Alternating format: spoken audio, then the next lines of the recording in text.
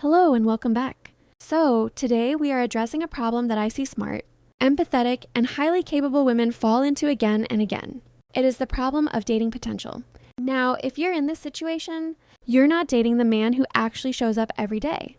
You're dating the man who lives in your head, the one he could be, the more motivated career man, the tidier roommate, the more emotionally mature partner, the one who would be perfect if only you could inspire him, or fix him, or coach him. And this is a trap because dating potential is effectively dating a ghost.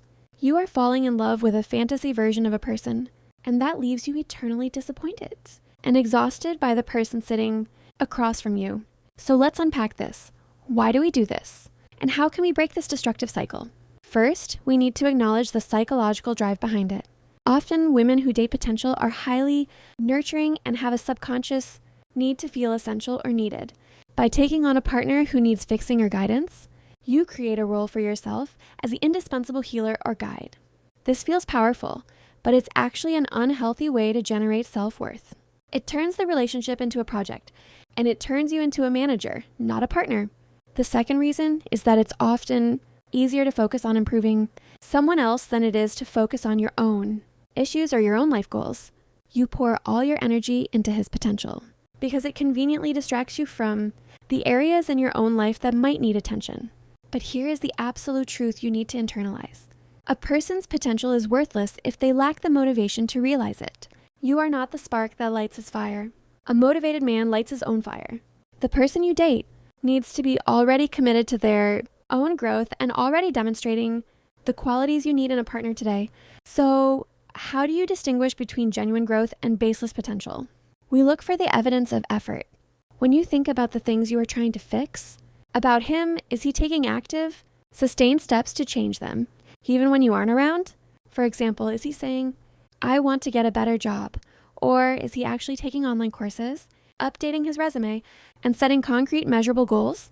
Is he saying, I want to be more emotionally available? Or is he genuinely scheduling therapy, reading books about communication, and practicing vulnerability? If the effort only happens after you complain, or if it fizzles out after a single attempt, that is compliance, not commitment to change. You want a partner whose drive for improvement is internal, not a response to external pressure from you.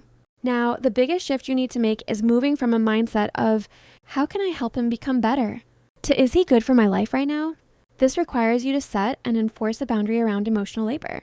Emotional labor is the effort you spend managing, reminding, organizing, and worrying about his life, his problems, and his growth.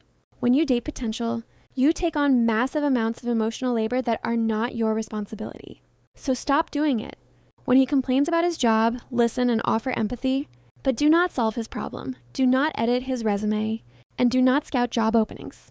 When he talks about wanting to exercise, cheer him on, but do not nag him to go to the gym. By removing the net of your emotional labor, you force him to confront the reality of his own inaction. Either he will step up, driven by his own internal desire, or he will sink, demonstrating that his potential was merely a convenient distraction. And this leads to the toughest step. You must learn to date reality. If the man you are dating right now, with all his flaws, stagnancy, and lack of motivation, were never to change, is he the man you want to marry? If the answer is no, then you are fundamentally misaligned, and staying is a form of self-betrayal. You must respect your own timeline and your own deeply held needs. Leaving a person you see potential in is incredibly painful because you are mourning the fantasy, not the person. But I promise you that pain is temporary, while the exhaustion of waiting for potential to arrive is chronic. So remember these 3 steps to stop dating ghosts. Check for evidence of effort. Is he internally motivated and taking sustained action to improve? Or is he merely complying with your nagging? Withdraw emotional labor, stop managing his life and his growth. Let him face the natural consequences of his own choices. Date reality, not potential. Accept him as he is right now. And if that person is not the partner you need, then you need to make the courageous choice to move on. You deserve a partner who is already standing on the platform where you are going, ready to walk forward with you, not someone who needs you to build the platform first. Prioritize your peace and your present. I want to know, what piece of potential are you currently trying to fix in your relationship? Share it in the comments below. Thank you for watching, and I will see you next time.